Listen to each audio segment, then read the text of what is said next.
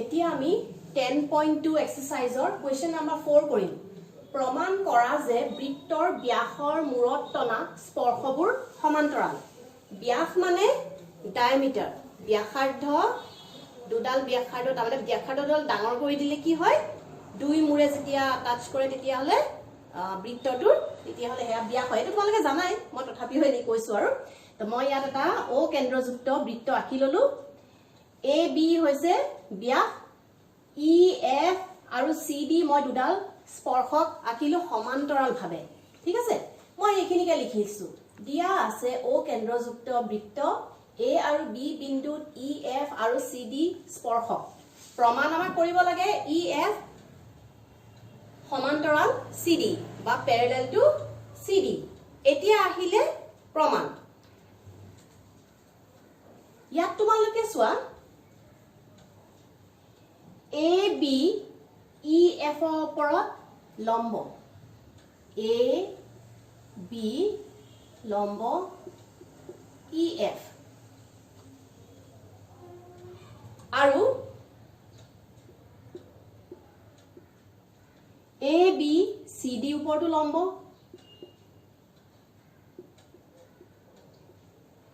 C D ওপৰতো লম্ব। সেইকাৰণে আমি ক'ব পাৰো যে angle F A B 90 degree, এই এংগলটো আমি 90 ডিগ্ৰী বুলি ক'ব পাৰো। আৰু এ বি লম্ব চি ডি কাৰণে আমি ক'ব পাৰো যে angle A B C equal to 90 degree. ঠিক আছে, এইটো বুজি পালা নহয় তোমালোকে? এই দুটা যেতিয়া 90 ডিগ্ৰী হয়, দুইটা কোণ, তাৰমানে আমি এই দুটা কোণকো ইকুৱেল বুলি ক'ব পাৰো। F A B equal to angle A B C, যিহেতু দুইটা 90 ডিগ্ৰী। কিন্তু তোমালোকে চিত্ৰখনত চোৱা, দেখিবা এই দুডাল ই এফ আৰু চি ডি ৰেখা দুডালৰ ওপৰত যেতিয়া এই যদি এ বিক আমি ছেদক বুলি ধৰো, তেতিয়াহ'লে যেতিয়া তাৰ অপজিট দুটা কোণ হয়, এই কোণ দুটা একান্তৰ কোণ হয়। কিন্তু ইহঁত একান্তৰ কোণ, একান্তৰ কোণ মনত আছেনে? সমান্তৰাল ৰেখাৰ কিছুমান কোণৰ কথা আছিলে, একান্তৰ। আৰু একান্তৰ কোণ যদি হ'বলৈ হয় তেতিয়াহ'লে কি হ'ব? therefore E F parallel to CD বা ই এফ চি ডিৰ সমান্তৰাল ৰেখা। তাৰমানে আমাৰ যিটো প্ৰশ্ন দিছিলে সেইটো প্ৰমাণ কৰা হৈ গ'ল।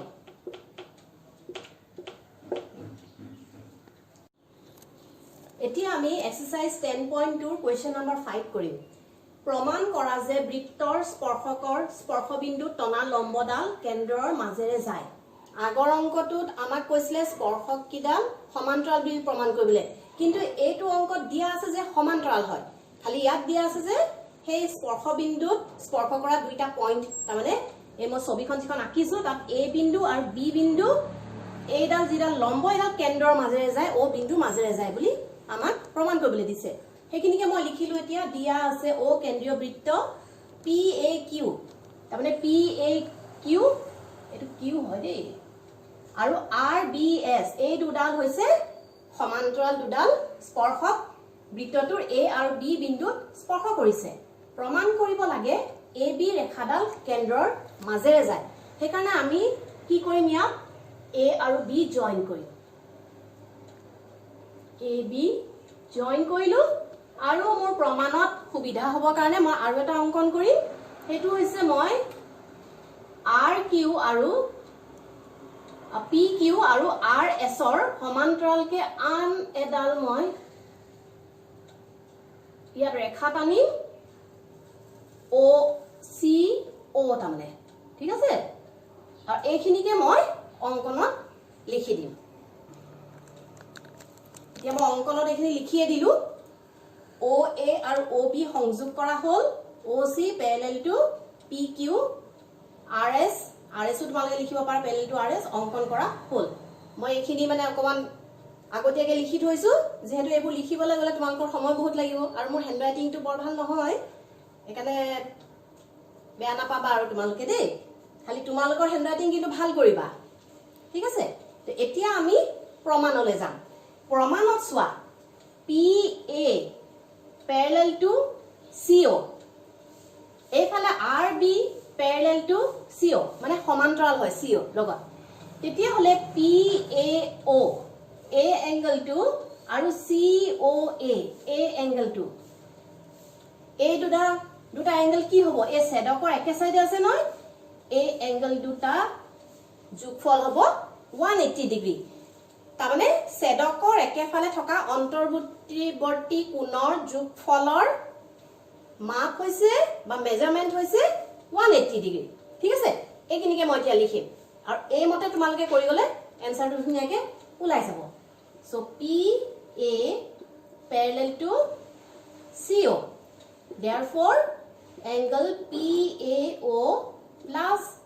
angle COA equal to 180 degree ছেদকৰ একেফালে থকা অন্তৰ্বৰ্তী কোণৰ যোগফল দুই সমকোণৰ সমান মই এখিনি লিখি দিলো এতিয়া PAO এই এংগলটো কিমান হ'ব কোৱাচোন 90 ডিগ্ৰী নহব জানো যেহেতু PA AOৰ লম্ব হয় সেইকাৰণে আমি ইয়াত লিখি দিব পাৰো 90 ডিগ্ৰী প্লাস এংগল COA এটো আমি নাজানো equal to 180 degree or angle COA equal to 180 degree minus 90 degree equal to কিমান হ'ব 90 degree একেদৰে আমি পাম একেদৰে COA আমি 90 degree পালো এইটো পালো 90 degree একেদৰে আমি COB ও 90 degree পাম COB equal to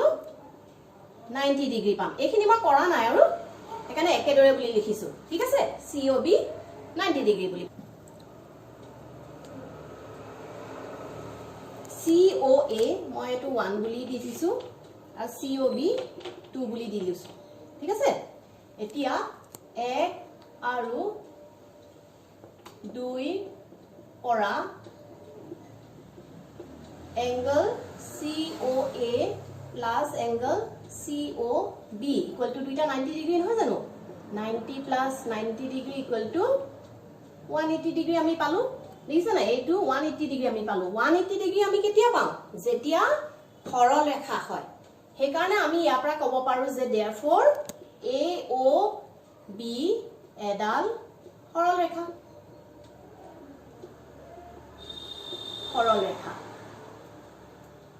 যেটো সৰলৰেখা ওপৰতহে সমকোণ মানে 180 ডিগ্ৰী কোণৰ সৃষ্টি হয় আৰ ও যেহেতু আছে তাৰ মানে ও বিন্দুৰ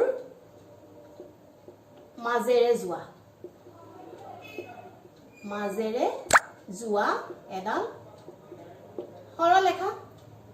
সেই কাৰণে therefore আমি কি লিখিব পাৰো প্ৰশ্নটোত আমাৰ কি আছিল যে স্পৰ্শ বিন্দু টনা লম্বডাল কেন্দ্ৰৰ মাজেৰে যায় হেতু আমি প্ৰমাণ কৰি দিলো নাই therefore স্পৰ্শ বিন্দুত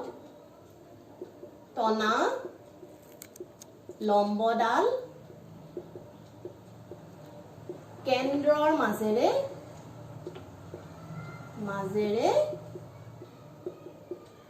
যায় হৈ গল আমাৰ বুজি পালা অংকটো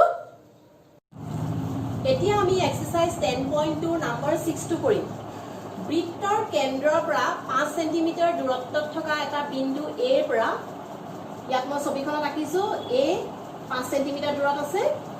স্পৰ্শক এডালৰ দৈৰ্ঘ্য 4 সেন্টিমিটাৰ আৰু A ৰ পৰা এই স্পৰ্শকডাল তাৰমানে A কিডাল স্পৰ্শক হয় তাৰ দূৰত্ব হৈছে 4 সেন্টিমিটাৰ বৃত্তটোৰ ব্যাসাৰ্ধ নিৰ্ণয় কৰা তাৰমানে আমাক OT মেজাৰমেন্টটো আমাক বিচাৰিছে OT কেনেকুৱা কিমান হয় তো হেতুকে মই লিখিলো এতিয়া AT স্পৰ্শক আৰু OT ব্যাসাৰ্ধ তেতিয়ালে এই এংগলটো কি হ'ব এংগল ATO আমাৰ 90 ডিগ্ৰী নহব জানো 90 ডিগ্ৰী হৈ যোৱাৰ লগে লগে এই ত্ৰিভুজটো ATO ত্ৰিভুজটো এটা সমকোণী ত্ৰিভুজ হ'ব এই কাৰণে সমকোণী ত্ৰিভুজ ATOৰ পৰা আমি পাইথাগোৰাছ থিওৰেমৰ মতে কি পাম OT square plus AT square equal to AO square এতিয়া ভ্যালু কিটা আমি পাতি দিবলে হল OT স্কয়াৰ আমি নেজানো AT আমি AT 4 cm বুলি জানো এখানে 4 স্কয়াৰ AO আমি জানো 5 cm এখানে 5 স্কয়াৰ এতিয়া OT স্কয়াৰ এফালে মই ৰাখি দিলু 4 স্কয়াৰ টু মই ইফালে লৈ যাম তা 5 স্কয়াৰ হৈছে 25 4 স্কয়াৰ হৈছে 16 তো মই ডাইৰেক্টলি এনেকে পাতি দিলু 25 - 16 কিমান হয় 9 হয় আৰু 9 টু কাৰ স্কয়াৰ ৰুট হয় 3 নহয় জানো 3 স্কয়াৰ সেই কাৰণে আমি লিখিব পাৰো OT equal to 3 cm বুজিলানে OT equal to 3 cm এতিয়া OT কি হয় OT হৈছে ব্যাসাৰ্ধ therefore ব্যাসাৰ্ধ equal to 3 cm আমাৰ आंसर হৈ গ'ল exercise 10.2 question number 7 5 cm আৰু 3 cm ব্যাসাৰ্ধৰ দুটা ঐককেন্দ্ৰিক বৃত্ত আছে ঐককেন্দ্ৰিক মানে কি কেন্দ্ৰ একেটাই ডাঙৰ বৃত্তৰ জিয়াডালে সৰু বৃত্তক স্পৰ্শ কৰে জিয়াডালৰ দৈৰ্ঘ্য নিৰ্ণয় কৰা প্ৰশ্নটো মতে মই ছবিখন আঁকিলো চোৱা ঐককেন্দ্ৰিক O বিন্দু মানে কেন্দ্ৰ একেটাই দুটা মই বৃত্ত আঁকি ললো তাৰ পিছত OC সংযোগ কৰিলো OC হৈছে ব্যাসাৰ্ধ